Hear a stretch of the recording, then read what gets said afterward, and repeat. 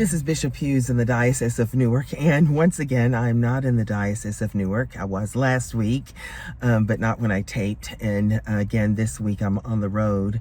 I'm headed to spend a week with the Sisters at the Order of St. Helena. I'm their Episcopal visitor, and annually I go and spend time with them. Traveling to get there has given me some time to think about the needs of our parishes, the needs of our congregations, the needs of the individual people, whether they are laity, deacons, clergy, and even bishop. What are the things that we need to be doing on Sunday morning and to be thinking about and hearing about on Sunday morning? One of the things I'm pretty positive of is that at every one of our churches in the diocese, there were probably prayers for what happened at Camp Mystic, all the flooding around there that hurt those young girls, and then all the ancillary flooding. It wasn't just the camp, and then more rain on the way there. I am sure that that made its way into all the prayers. I am guessing that there were also prayers of thanksgiving for healing, for safety, for things that we've been wanting or needing. And I am pretty certain that in many of our churches, there was preaching very much linked to what was heard in the Gospels, but giving people a chance to think through what is going on in the United States and in the world. There's this tendency to think that when we engage with these things theologically, that somehow that's political. And I really do want to address that today. It may sound political to you because we're talking about things like immigration, we're talking about healthcare, we're talking about taxes kind of across the board. What do those who make the least and those who make the most, how are they taxed? We're talking about those things because they affect our day-to-day life. They affect our life just as much as the news we hear from the doctor, or if your job is secure or not, or that you're praying for trouble in the life of somebody that you know, or in your own relationships. That we take all of those things on because they are part of our life, and we believe that God is speaking to us about who we are to be in those things.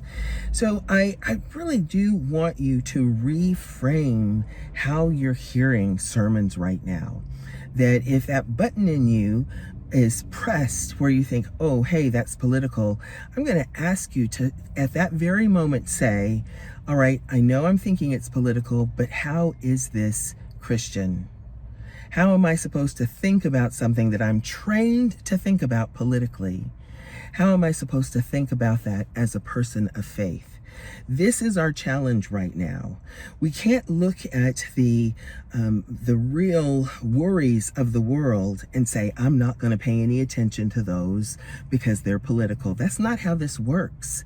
When you read Matthew 25, when you hear Jesus talking about the ones who fed him, who clothed him, who helped him out of prison, who helped him with a place to stay, and the people said to him, when did we do that? And he said, whenever you did it for the least of these, you did it for me.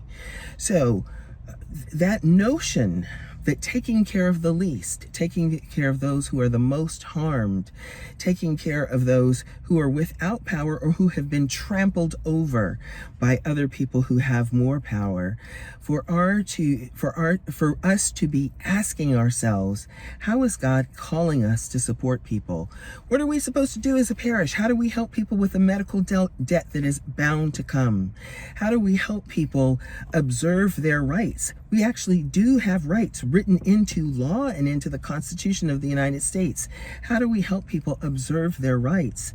How do we make sure that people are treated with dignity and that with respect? Those are all Christian activities. Those are all faithful activities. And my hope is that if you did not hear a sermon like that, that you will talk to the preacher and ask, how am I supposed to address these things? And let them know you'd like to hear it on Sunday morning. And for those of you who did hear that on Sunday morning, please thank your preacher. because it is a challenging thing to be a preacher and to know you have to take on tough issues that you're going to, no matter what you say, somebody is going to judge them as being political. And when all you can think is, did you hear the gospel message this morning? So please thank them for giving that message. And for all of us in these times that we're in, we have a calling, just like we had a calling all through COVID. It is to love our neighbors. That has not gone away. It's only become more important. God bless you. God bless your thinking. And know that as you decide how you are going to serve God and God's people, God is guiding your way.